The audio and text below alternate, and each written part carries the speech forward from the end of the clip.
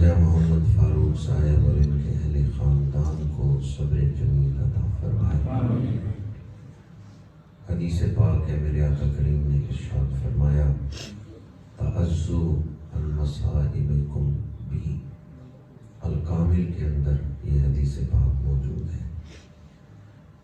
فرمایا جب تم آپس میں ایک دوسرے سے تعزیت کرو تو میرا ذکر کر کے تعزیت کرو۔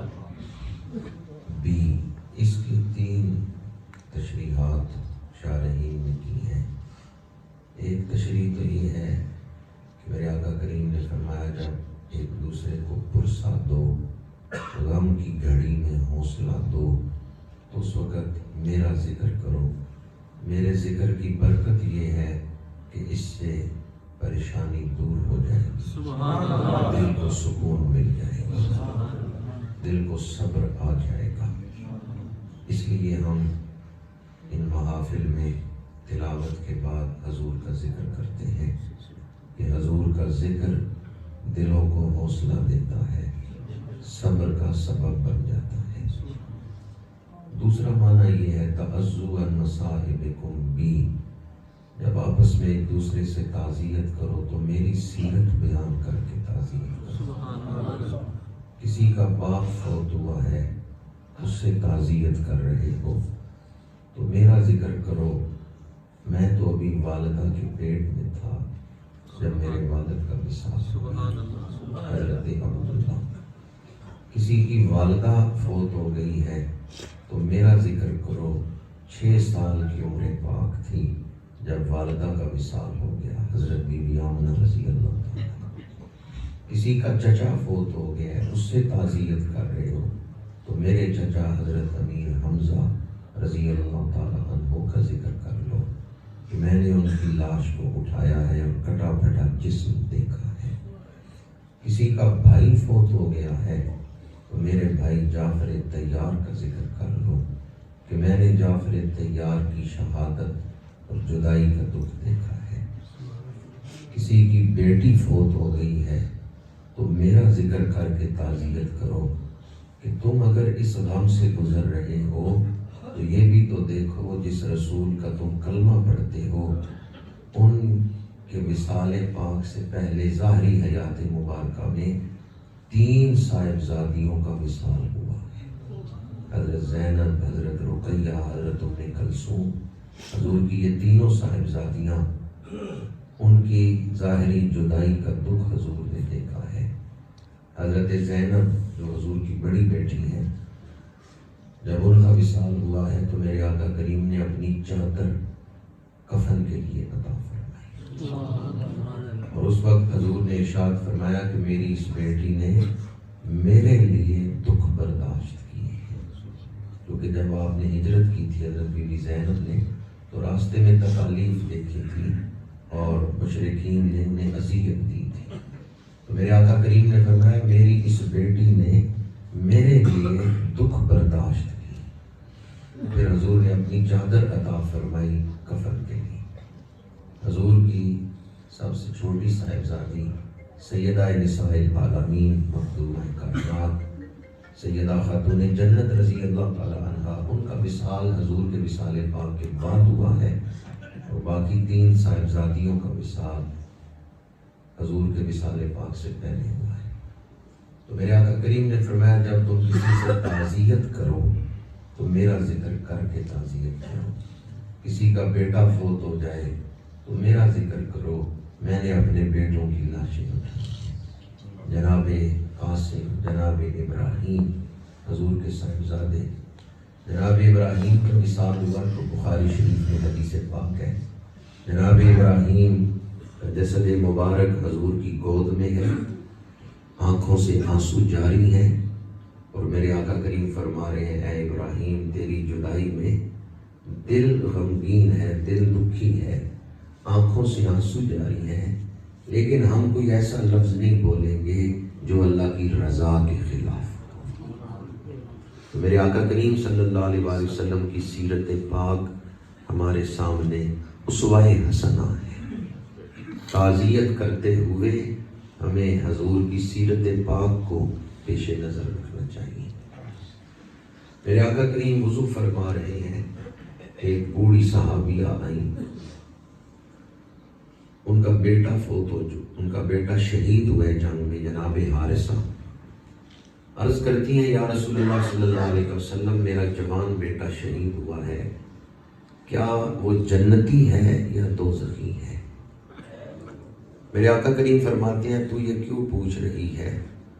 وہ عرض کرتی ہیں میں اس لیے پوچھ رہی ہوں، اگر میرے بیٹے کی شہادت قبول ہو گئی، وہ جنتی ہے، تو میں صبر کروں گی، اور اگر اس کی شہادت اللہ کی بارگاہ میں قبول نہیں ہوئی تو میں روؤں گی، جزا فضا کروں گی کہ جوان بیٹا بھی جدا ہو گیا اور وہ اپنی منزل تک بھی نہیں پہنچ سکا، اللہ کی بارگاہ میں مقبول نہیں ہو سکا، اللہ کو راضی نہیں کر سکا، وہ دوزخی ہے، میں اس پر جزا فضا کروں گی۔ صحابیہ پوچھ رہی ہیں یا رسول اللہ بتائیں میرا بیٹا اس وقت جنت میں ہے یا دوزخ میں ہے؟ صحابیہ کا سوال بتاتا ہے کہ صحابہ کا عقیدہ کیا تھا، حضور جانتے ہیں کون جنتی کون دوزخی۔ صحابیہ کا سوال بتا رہا ہے کہ حضور صرف ظاہری حالات کو اپنی آنکھوں کے ظاہری دائرے میں نہیں دیکھ رہے، حضور تو عالمین کو دیکھ رہے ہیں۔ میرے آقا کریم نے دوسرے لمحے ہی ارشاد فرمایا تیرا بیٹا تو اس وقت جنت الفردوس میں، ہمیشہ ہمیشہ کے لیے جنت میں رہنا یہ تو قیامت کے بعد ہوگا، لیکن شہیدوں کو اعزاز حاصل ہے، وہ قیامت سے پہلے بھی جنت کی سیر کر کے ان کو سیر کی اجازت دی گی شہداء کی۔ میرے آقا کریم صلی اللہ علیہ وآلہ وسلم نے فرمایا تیرا بیٹا تو اس وقت جنت الفردوس میں ہے۔ جنتیں 8 ہیں، اور ایک جنتی کو جو جنت ملے گی وہ دنیا سے اور یہ جو کائنات ہمیں نظر آ رہی ہے اس سے بڑی ہوگی، تو آپ اندازہ کریں پھر 8 جنتوں کی وسعت کتنی ہوگی۔ میرے آقا کریم صلی اللہ علیہ وآلہ وسلم نے ایک نگاہ فرمائی، 8 جنتوں کا مشاہدہ فرما لیا اور بتا دیا ہے کہ تیرا بیٹا اس وقت دار الخلد میں نہیں، دار السلام میں نہیں، دار النعیم میں نہیں، علیین میں نہیں، تیرا بیٹا اس وقت دار المقامہ میں نہیں، تیرا بیٹا ہے تو اس وقت جنت الفردوس میں۔ جو نبی ایک نگاہ فرمائیں 8 جنتوں کا مشاہدہ کر لیتے ہیں، وہ ایک نگاہ سے ساری زمین کا مشاہدہ لیتے ہیں۔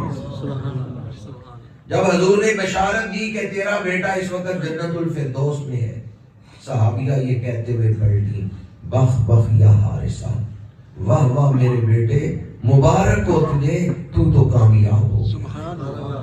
صحابہ عرض کرتے ہیں یا رسول اللہ صلی اللہ علیہ وسلم جوان بیٹا فوت ہوئے، ماں کو صبر نہیں آ رہا۔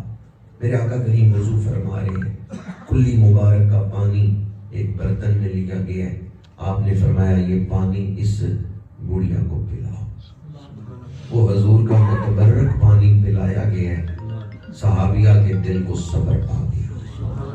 شارحین نے لکھا ہے آج کوئی عزیز جدا ہو، دل کو صبر نہ آ رہا ہو، تو حضور کے نالین پاک کا نقش لے لے یا امامہ شریف کا نقش لے لے، اسے پانی میں بھگو لے، وہ پانی پیئے، دل کو صبر آ جائے۔ قیامت کے دن جب اور نیکوکاروں کو اجر دیا جائے گا تو ایک حساب سے اجر دیا جائے گا، من جاء بالحسنۃ فلہ عشر امثالھا، لیکن جب صابروں کو اجر دیا جائے گا تو قرآن کہتا ہے انما یوفی الصابرون اجرہم بغیر حساب، جو اجر صابروں کو دیا جائے گا وہ فرشتوں کے حساب میں نہیں آئے گا، بے حساب اجر صبر کرنے والوں کو دیا جائے گا۔ تو جو صبر کی منزل میں ڈالا گیا وہ اللہ کا مکرم ہے۔ اللہ تعالیٰ اصل زندگی تو آخرت کی زندگی ہے۔ بچہ ابھی ماں کے پیٹ میں ہوتا ہے، اس کی واپسی کا وقت لکھ دیا جاتا ہے کہ اس نے کب واپس آنا ہے، کوئی 10 سال، کوئی 15 سال، کوئی 20 سال، جو وقت اللہ نے لکھ دیا ایک لمحہ نہیں آگے ہو سکتا۔ اس لیے جب کوئی عزیز جدا ہو تو قرآن و حدیث کی ان تعلیمات کو پیش نظر رکھیں اور صابروں میں اپنا نام لکھیں۔ جب کوئی عزیز فوت ہوتا ہے، میت گھر میں پڑی ہوئی ہو، دل غم کی کیفیت سے گزر رہا ہے، اس وقت دل میں خواہش پیدا ہوتی ہے، اے کاش میرا یہ عزیز مجھے بتاتا اس مرحلے میں اس کے کیا کام آ سکتا ہوں، اسے کس چیز کی ضرورت ہے۔ لیکن میت بولتی نہیں، آنکھیں بند ہیں، ہونٹ بند ہیں۔ ہمارا دل چاہتا ہے مرنے والا بتاتا میں اس کے کیا کام آ سکتا ہوں، میں اس کی کیا خدمت کر سکتا ہوں۔ میت بول نہیں رہی۔ اگر روح کوئی صدا دیتی بھی ہے تو ہمارے پاس کان نہیں کہ ہم سن سکیں روح کیا مانگ رہی ہے۔ سید العالمین خاتم النبیین صلی اللہ علیہ وآلہ وسلم نے ارشاد فرمایا، میرے امتیوں تم تو نہیں دیکھ رہے کہ مرنے والا تم سے کیا مانگ رہا ہے، پر میں تو دیکھ رہا ہوں۔ تم نہیں سن رہے کہ مرنے والے کی روح تم سے کیا مانگ رہی ہے، پر میں تو سن رہا ہوں۔ شعب الایمان میں حدیث پاک کہ آپ نے امت کو بتایا تاکہ لوگ مرنے والے کی آرزو کو پورا کریں۔ میرے آقا کریم نے فرمایا میت اس طرح ہے جس طرح کسی کو گہرے پانی میں پھینک دیا جائے اور وہ تیرنا نہیں جانتا۔ جو تیرنا نہیں جانتا اور گہرے پانی میں پھینک دیا جائے اس کا حال کیا ہوتا ہے؟ وہ کنارے پہ کھڑے لوگوں کو مدد کے لیے پکارتا ہے کہ جلدی میری مدد کرو ورنہ میں ڈوب رہا ہوں۔ فرمایا میت اس طرح ہے جس طرح کسی کو گہرے پانی میں پھینک دیا گیا اور وہ تیرنا نہیں جانتا۔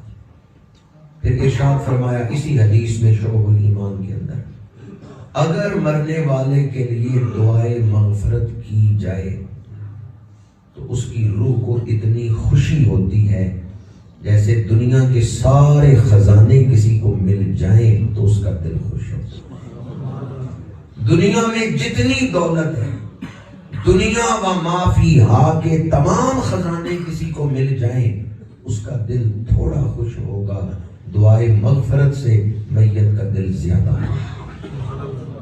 آج جب آپ دعا مانگیں گے، جن جن مرحومین کی طرف تحفہ بھیجیں گے وہ سارے خوش ہوں گے۔ آپ کسی بے مقصد عمل کے لیے یہاں نہیں بیٹھے، بڑے اعلیٰ مقصد کے تحت یہاں بیٹھے۔ جب دعا مانگی جائے گی، جن جن ہستیوں کی طرف تحفہ بھیجیں گے وہ سارے آپ پر خوش ہوں۔ شعب الایمان میں ہے کہ میت کو اتنی خوشی ہوتی ہے جتنا کسی کو دنیا و ما فیہا کے تمام خزانے دے دیے جائیں، اور اگر دفنا کے بھول جائیں دعائے مغفرت کریں نہ۔ امام طبرانی نے المعجم الاوسط میں یہ الفاظ نقل کیے ہیں، یحزن جیرانہ، وہ لوگ اپنی قبروں میں غمگین ہوتے ہیں جن کے لواحقین انہیں بھول گئے اور کبھی ان کے لیے دعائے مغفرت نہیں مانگی۔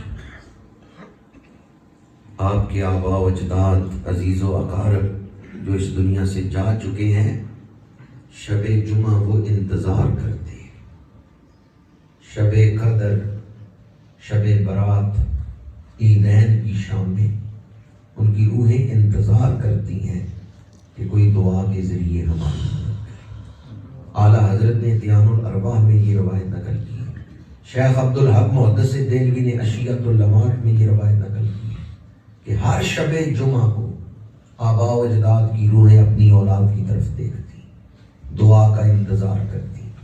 اگر اولاد دعا کرے ماں باپ کی روحیں خوش ہو جاتی، اور اگر اولاد دعا نہیں کرتی وہ غمگین ہوتے ہیں۔ عارف کھڑی حضرت میاں محمد صاحب رحمۃ اللہ تعالیٰ علیہ، انہوں نے شادی نہیں کی، ان کی اولاد نہیں تھی۔ انہوں نے جب یہ حدیثیں پڑھی تو اپنے آپ کو مخاطب کر کے کہنے لگے، تیری اولاد ہی کوئی نہیں، تیری روح کس گھر کی طرف دیکھے گی۔ یہ شعر آج بھی جو نئی تعمیر ہوئی ہے کھڑی شریف گنبد کے چوطرفہ لکھا ہوا ہے، کون بندے نو یاد کرے سی، ڈھونڈے کون قبر نو، کس نو درد اساڈا ہو سی وانگ اور رنڈے وارنو۔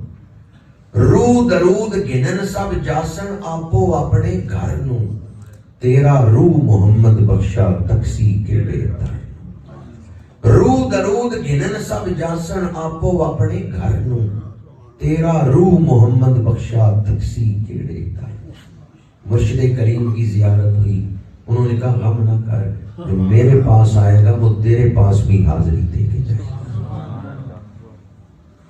تو جو بات ہمارے محدثین نے احادیث کی روشنی میں لکھی ہے وہی بات صوفیاء نے اپنے مکشوفات کی روشنی میں بیان کی ہے کہ روحیں دعا کا انتظار کرتی ہیں موت مٹنے کا نام نہیں فنا ہو جانے کا ختم ہو جانے کا نام نہیں ہے بس جہان بدلنے کا نام ہم دیکھتے ہیں چلتا پھرتا جسم گر گیا اٹھتا ہی نہیں بولتا ہی نہیں جواب ہی نہیں دیتا یہ کون سی چیز نکل گئی ہے کہ انسان مردہ ہو کے گر پڑا ہے اس جسم کی ساری بہاریں روح کی وجہ سے وَيَسْأَلُونَكَ عَنِ الرُّوحِ قُلِ الرُّوحُ مِنْ أَمْرِ رَبِّي موجودہ دور میں امریکہ کے سائنسدانوں نے بھی مان لیا ہے کہ روح نکلتی ہے تو موت آتی ہے امریکہ سے کتاب شائع ہوئی ہے لائف آفٹر ڈیتھ نیٹ کے اوپر یہ کتاب موجود ہے لائف آفٹر ڈیتھ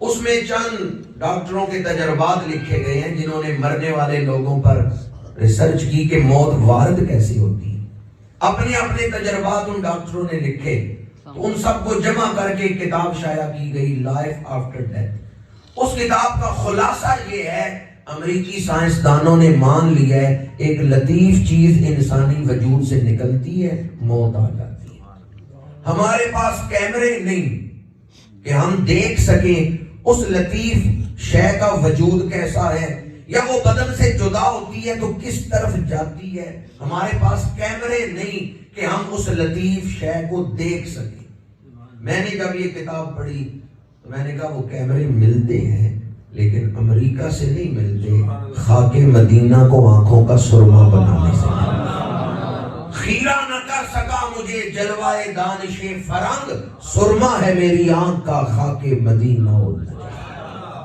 جنہوں نے خاک مدینہ و نجف کو آنکھوں کا سرما بنایا انہیں وہ نظر مل گئی کہ روحیں بدن سے نکلتی ہیں تو کس طرف جاتی ہیں قرآن کہتے ہیں وَمِن وَرَائِهِمْ بَرْزَخٌ إِلَىٰ يَوْمِ يُبْعَثُونَ اس وقت روحیں 3 مقامات پر ہیں کتنے مقامات پر کچھ روحیں جو ابھی تک دنیا میں نہیں آئیں وہ عالم ارواح میں اپنی باری کا انتظار کر رہی ہیں جب تک وہ ساری روحیں دنیا میں نہیں آ جاتی قیامت نہیں آئے گی کیونکہ آزمائش والی زندگی سے انہوں نے گزرنا ہے تو پہلا مقام جہاں روحیں موجود ہیں وہ عالم ارواح ہے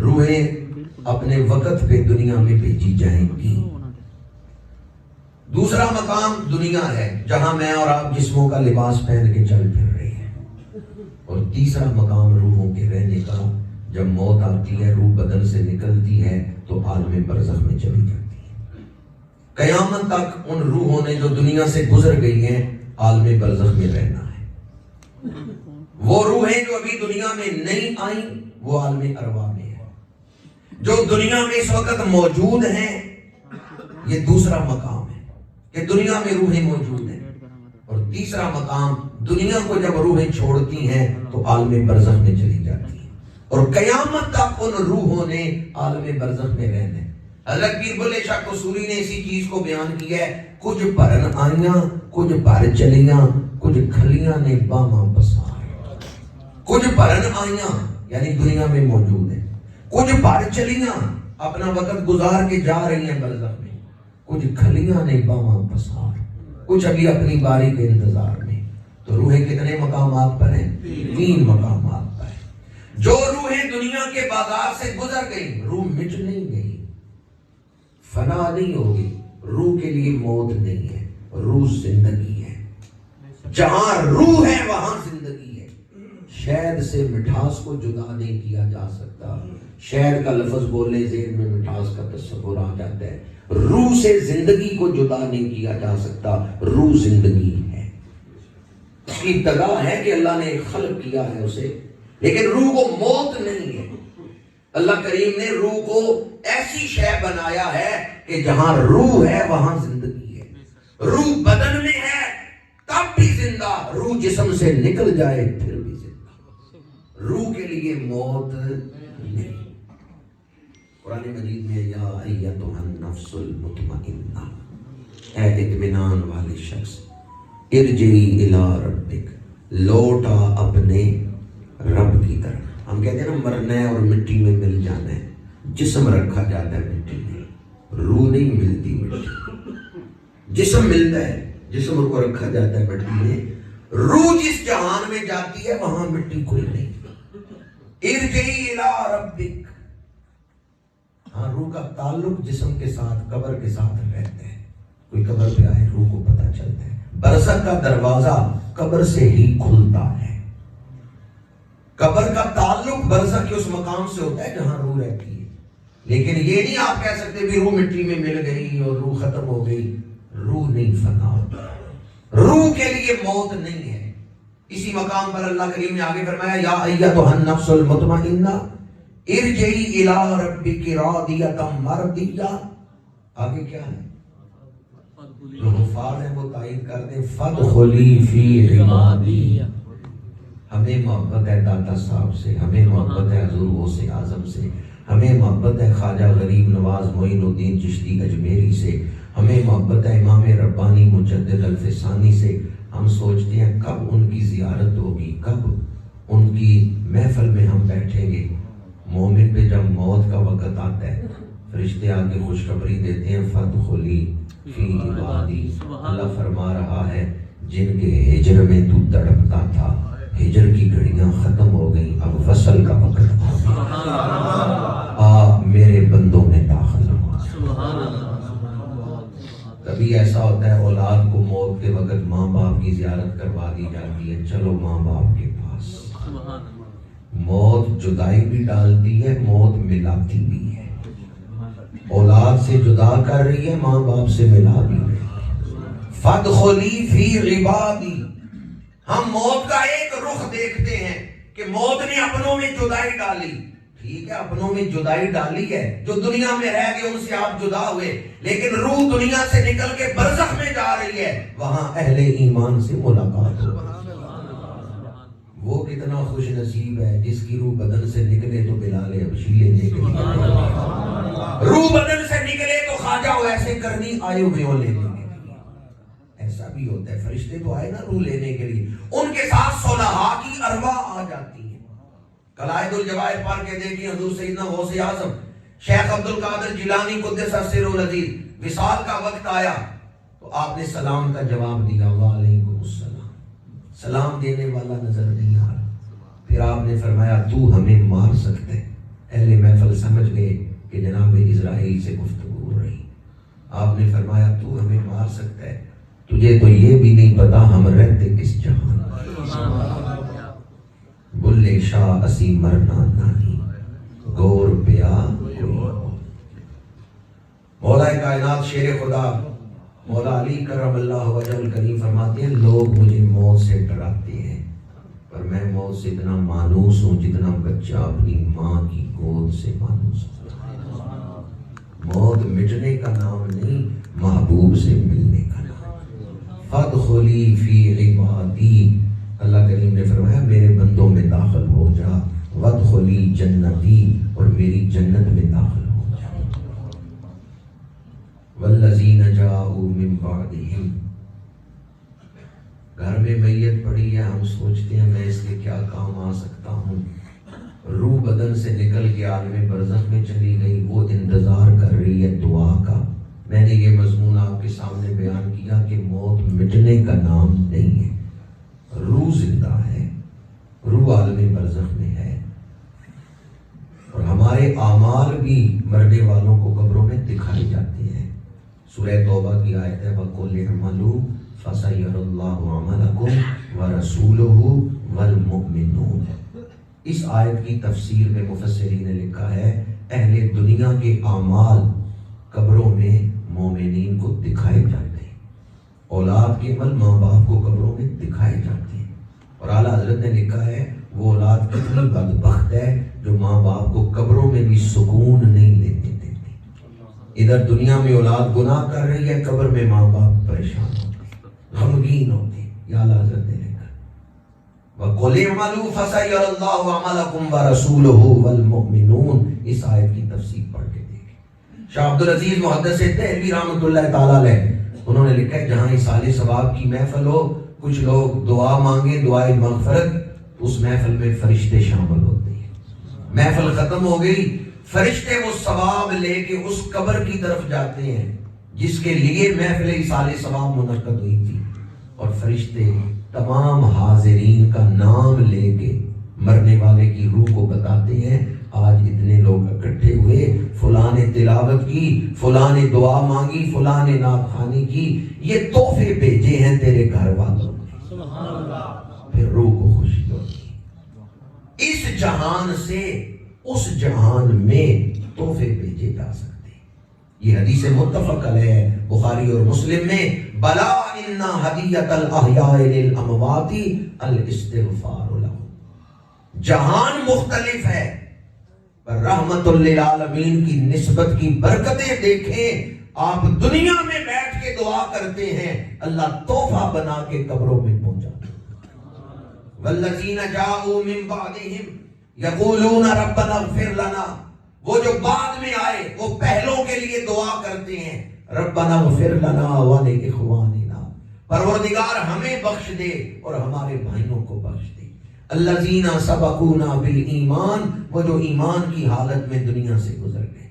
عام طور پہ جب ہم ان محفلوں میں آتے ہیں ہمارا سارا دھیان میت کی طرف ہوتا ہے، مرحومین کی طرف ہوتا ہے کہ ہماری اس محفل کا فائدہ صرف مرحومین کو ہوگا، پر قرآن نے جو دعا سکھائی ہے اس پر غور کریں تو پتہ چلتا ہے جو محفل میں شامل ہوتے ہیں ان کے بھی گناہ معاف ہوتے ہیں۔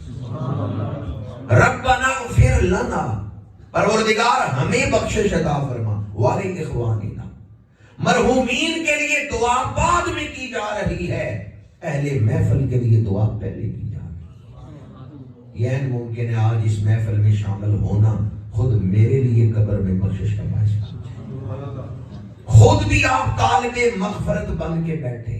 جب دعا مانگی جائے تو نہ صرف مرحومین کے لیے بخشش مانگے، خود اپنے لیے بھی بخشش مانگے۔ جب آپ اس محفل سے اٹھ کے جائیں گے اپنی جھولی میں بھی بخشش کے پھول لے کے جائیں گے۔ ربنا اغفر لنا ولاخواننا، ہم تو اس وقت بھی جب میت سامنے پڑی ہوئی ہو، نماز جنازہ ادا کر رہے ہوں، اس وقت بھی ہم میت کے لیے دعا بعد میں کرتے ہیں، اپنے لیے پہلے کرتے ہیں۔ تیسری تکبیر کے بعد جب دعائے مغفرت کی جاتی ہے، اللہم اغفر لحینا ومیتنا، میت کا ذکر بعد میں، زندوں کا ذکر پہلے۔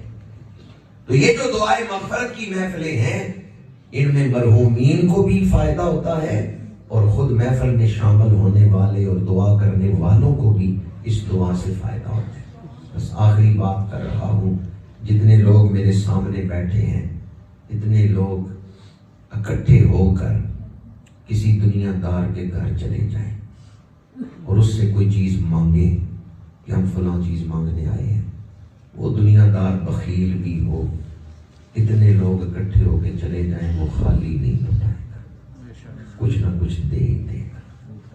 آج ہم اکٹھے ہو کے کسی دنیا دار کے گھر نہیں آئے، رحمان کے گھر آئے، رحیم کے گھر آئے، اس کریم کے گھر آئے ہیں جو مانگے بغیر ہی عطا کر دیتا۔ یہ کوئی رسم نہیں جو آپ پوری کرنے آئے ہیں، آپ عبادت کرنے آئے ہیں۔ ختم جہلم دنیا داری نہیں ہے، یہ رسم نہیں ہے، یہ عبادت ہے۔ الدعاء مخ العبادہ، دعا عبادت کا مقصد۔ دنیا دار کے گھر اتنے لوگ اکٹھے ہو کے چلے جائیں وہ خالی نہیں لوٹاتا، تو کیا خیال ہے رحمان خالی لوٹا دے گا؟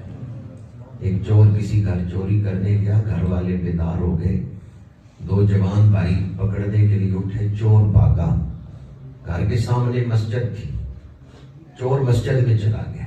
وہ دونوں بھائی جو چور پکڑنے کے لیے آئے تھے گلی میں پہنچے تو دیکھا چور نظر ہی نہیں آیا۔ چھوٹے بھائی نے بڑے سے کہا مسجد میں دیکھتے ہیں، وہ مسجد میں آئے، دیکھا ایک شخص کے بلا رخ کھڑا ہے، چور مسجد میں آتے ہی نہ وضو ہے نہ نیت کی ہے کہ بلا رخ کھڑا ہو گیا ہاتھ باندھ کے جیسے تہجد پڑھ رہا ہے. وہ دونوں بھائی جو پکڑنے کے لیے آئے تھے، چھوٹا بڑے سے کہتے ہیں یہی چور ہے. بڑے نے کہا نہیں، یہ تو کوئی اللہ کا ولی ہے. دیکھو کیسے محویت سے کھڑا ہے، ہل ہی نہیں رہا، نماز پڑھ رہے. اللہ کے ولی کو تنگ نہ کرو کہ اللہ پریشان نہ ہو. وہ دونوں بھائی آپس میں باتیں کر رہے ہیں. چور دلی دل میں کہتا ہے آج اگر تو بچا لینا تو آئندہ میں چوری نہیں کروں گا. بڑے بھائی نے چھوٹے کا ہاتھ پکڑا اور کھینچتے ہوئے باہر لے گیا. کہنے لگا یہ کوئی اللہ کا ولی ہے، تہجد پڑھ رہے، اس کو نہ تنگ کرو، چلو اپنا چور ڈھونڈتے ہیں. چور کو سمجھ آ گئی، دونوں باہر نکل گئے ہیں. روتے ہوئے کہنے لگا تو کتنا کریم ہے، کوئی جھوٹ موٹ بھی کھڑا ہو جائے تیرے سامنے تو اس کو بھی بچا لیتا. تو کتنا کریم ہے، کوئی جھوٹ موٹ بھی تیرے سامنے کھڑا ہو جائے تو اس پر بھی کرم کر دیتا. سجدے میں گرا اور معافی مانگی. وہ ایسا کریم ہے، کوئی اس کی بارگاہ میں آئے تو صحیح. آج تو آپ وضو کر کے قرآن کی تلاوت سن کے ہاتھ پھیلائیں گے، یقیناً رحمتیں برسیں گی. 2 ہاتھ نہیں، سینکڑوں ہاتھ، اجتماعی دعا ہوگی. اس لیے یقین کے ساتھ دعا مانگے. اللہ تعالیٰ راجہ محمد فاروق صاحب کی دختر نیک اختر مرحومہ کو بھی بخشش و مغفرت، درجات کی بلندی عطا فرمائے. لواحقین کو، اہل خاندان کو، بھائیوں کو صبر جمیل عطا فرمائے، اور اس محفل کو ہم سب کے لیے بخشش اور مغفرت کا باعث بنائے. وآخر دعوانا ان الحمد للہ رب العالمین.